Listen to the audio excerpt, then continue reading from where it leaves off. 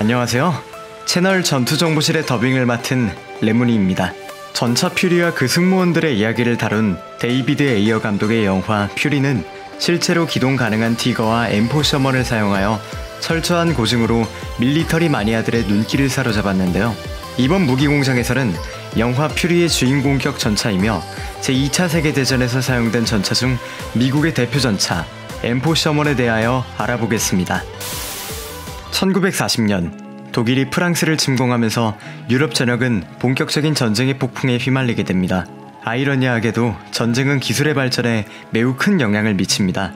2차 세계대전이 격화되면서 전차 기술력이 비약적으로 발전했으며 이에 따라 전쟁 초기보다 전차 기술이 어마어마하게 발전합니다. 그렇게 세계 각국에서는 75mm급 장포신 주포를 장착한 전차들이 속속히 등장하는데요. 이런 상황 속에서 미국이 당시 사용하고 있던 37mm급 주포와 단포신 유탄포가 장착된 전차들이 시대의 흐름에 뒤떨어졌다는 것을 깨닫게 되었습니다. 그렇게 미국은 75mm급 주포를 장착한 신형 전차의 필요성을 느끼고 전차 개발을 시작합니다. 하지만 당시 전차 기술력이 많이 부족했던 미국은 75mm 주포를 선해 포탑에 장착하지 못했고 차체 위에 장착하여 고정한 M3 리를 개발합니다. M3 리는 프랭클린 루즈벨트 대통령이 계획한 무기 대여법을 통해 영국에 대여해주면서 아프리카 전선에 투입되었습니다. 하지만 기대와 다르게 75mm 주포가 고정되어 있어 회전 포탑에 비해 대응 능력이 떨어졌고 거대한 차체로 인해 적에게 발각되기 쉽다는 단점이 드러났습니다. 이에 미 군부는 전차 개발팀에게 새로운 전차 개발을 요구하게 됩니다. 그 요구사항으로는 선해 포탑에 75mm 주포를 장착하고 M3 리보다 작은 전차를 설계해달라는 것이었죠. 하지만 이미 M3 리가 생산과 업그레이드를 진행 중이었기에 실형 전차의 개발은 1941년이 되어서 시작되었습니다. 그렇게 탄생한 전차가 M4 셔먼이며 이 이름은 미국 남북전쟁 당시 유명했던 윌리엄 테콤시 셔먼 장군의 이름을 따서 지어졌습니다. 시제 차량인 T6를 시작으로 M4 셔먼의 첫 모델인 M4가 탄생하게 되죠. 사실 M4 셔먼 양산 당시 미 군부의 초기 요구사항 외에도 추가된 사항이 있었습니다. 무기대여법을 통해 대서양을 건너 이동을 해야 했고 일본의 진주만 공습으로 일본과 전쟁을 시작하면서 태평양을 건널 필요가 있었습니다.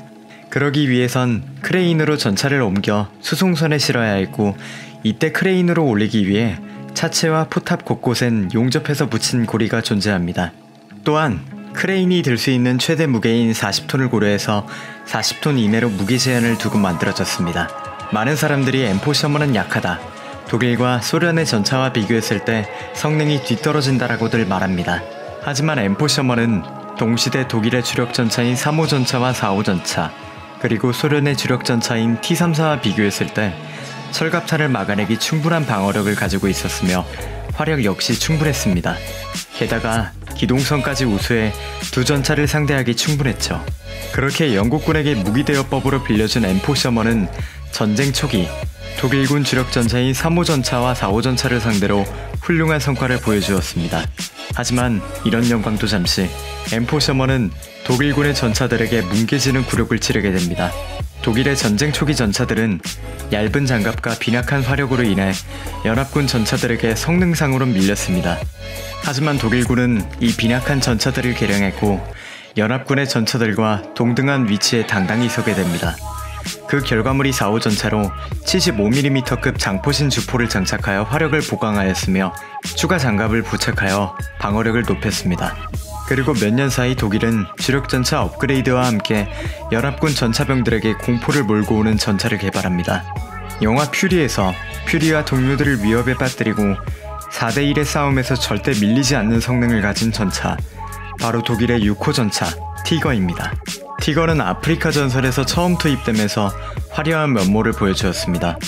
아프리카 전선에서 제501 중전차 대대와 제504 중전차 대대는 알제리로 상륙한 미군을 상대로 미군의 150대의 전차를 격파하고 추가로 카세린 전투에서 미국의 제1기갑사단을 격파하면서 단 10대만 피해를 입는 엄청난 화력을 보여주었습니다. 미 군부는 당시 자국의 M4 셔먼이 비약적으로 발전한 적국의 티거와 판터 같은 전차에 당해낼 수 없다는 것에 충격을 느낍니다. 미 군부는 서둘러 기존 75mm급 주포보다 강한 76mm급 주포를 만들어 1944년 끝 무렵이 되어서야 보급하기 시작하지만 아쉽게도 76mm 주포를 보급한 시기가 정말 안 좋았는데 당시 소련에선 85mm급 주포를 장착한 T-34, 8호와 122mm급 주포를 장착해 엄청난 화력을 소유한 IS 전차가 무섭게 쏟아져 나올 때였습니다. 그렇게 미 군부의 판단 오차와 시대 상황이 겹쳐 M4 셔먼은 유럽 전선에서 좋은 성과를 내지 못하죠. 하지만 미국과 싸우고 있는 건 독일뿐만이 아니었습니다. 태평양을 건너 일본과의 전쟁에서 M4 셔먼은 어땠을까요? 유럽 전선에서 티거와 판터가 연합군에게 공포였다면 태평양 전선에서는 M4 셔먼이 일본군에게 공포 그 자체였습니다. 그 당시 일본군이 소유하고 있던 대전차포는 가볍게 튕겨내버리고 일본군의 최신의 전차인 47mm급 포를 장착한 97식 치아 개량형 전차의 포탄도 가볍게 흘려보내는 위험을 보여주었습니다. 일본군이 느낀 M4 셔먼의 무서움은 당시 일본 육군 하사관인 후나사카 히로시가 집필한 책 영웅의 절규, 옥수의 섬, 앙가우르에서 잘 나타나 있습니다. 우리는 M4 전차의 위력을 헤아릴 수가 없었다. 우리가 이대로 여기 있다간 벌레처럼 짓밟힐 것이 확실했다. 우리는 그 거대한 전차 무리에 따라잡히지 않도록 열심히 도망쳤다. 우리는 맹수에게 쫓기는 양처럼 뒤에 늪 속으로 흩어지며 뛰어들어갔다. 뛰어들어가는 건 좋았지만 그 늪은 악어와 독벌레들이 서식하는 곳이었다. 그러나 거대한 육지의 사람에게 짓밟히는 것보단 나았다. 일본군은 M4 셔먼을 상대하기 위해 미군에게서 노획한 M3 스튜어트 경전차를 투입시켰지만 이 또한 역부족이었습니다. 일본군에게는 M4 셔먼을 상대할 무기가 없어 보병이 직접 전차에 접근해서 엔진에 화염병을 던지거나 같이 죽자는 식으로 달려들어 대전차 총검술로 대항했습니다. 하지만 일본군의 몸부림은 M4 셔먼을 격파하기는커녕 병사를 잃기만 했습니다. 그래서 일본 군부는 M4 셔먼을 대항할 전차를 개발하기 시작하여 3식 중형 전차 친우를 개발하지만 이미 전세는 미국에 쏠린 상황이어서 아무것도 하지 못했습니다. M4 셔먼은 길이 5.98m, 폭 2.62m, 높이 2.74m로 동시대 각국의 주력 전차와 비교했을 때 정말로 거대한 몸집을 가진 전차였습니다. 그 이유는 미국이 전차 개발 기술 부족으로 전차에 장착할 엔진 개발에 서툴어 힘이 좋은 항공기 엔진을 개조하여 전차 엔진으로 사용했기 때문입니다. 항공기 엔진은 구조상 원형이기 때문에 차체 높이와 폭을 높일 수밖에 없었습니다. 때문에 전차의 높이가 높아 적에게 발견되기 쉬운 큰 단점이 존재했습니다. 하지만 뜻밖에도 이 단점은 장점으로도 작용되었는데 전차의 여유 공간이 넉넉하여 개조하기 쉬웠으며 전차의 구동부가 튼튼하고 무게를 잘 견디게 만들어 기존보다 무겁게 개조할 수 있었습니다. 크고 무겁다는 영국의 17파운더 포를 장착하여 셔먼 파이어플라이를 만들거나 증가 장갑을 증설해 셔먼 전보로 무리 없이 개조 개량했습니다. 또한 태평양 전선에서는 높은 높이로 나무와 풀로 우거진 정글에서 시야 확보가 용이했습니다. 전차 승무원들이 드나드는 문인 해치에는 모두 잔망경이 장착되어 있어 해치를 닫고 안에 들어가 있어도 사방을 감시할 수 있었습니다. 장점은 여기서 끝이 아닙니다. 무기대여법을 통해 M4 셔먼은 소련으로도 넘어갔습니다. 영화 퓨리에 등장한 M4 셔먼은 M4 셔먼의 최종형이라고 할 수 있는 M4A3 EG8입니다.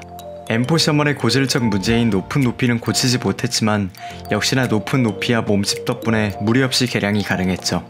M4A3 EG8은 준수한 화력과 빠르게 속사가 가능한 76mm급 장포진 주포와 기존 모델과 비교되는 우수한 주행 성능으로 험한 지형이 많은 소련에서 극찬을 받았습니다. 이 전차는 우리나라하고도 연을 끊을 수 없는 아주 중요한 전차인데요. 한국 전쟁 당시 미국이 참전하면서 M4A3 EG8을 지원해 주었습니다. M4 셔먼은 2차 대전과 한국 전쟁 이후에도 세계 각국에 사용되었는데요. 이스라엘에서는 전후 남은 M4 셔먼을 수입해 개조하여 슈퍼 셔먼이란 이름으로 사용하였고 제2차 세계대전 영화에서 소품으로 등장하여 사람들에게 많은 사랑을 받고 있습니다. 이번에는 영화 퓨리의 주인공격 전차이며 제2차 세계대전을 대표한 전차 중 하나인 미국의 M4 셔먼에 대하여 알아보았습니다. 시청해주셔서 대단히 고맙습니다.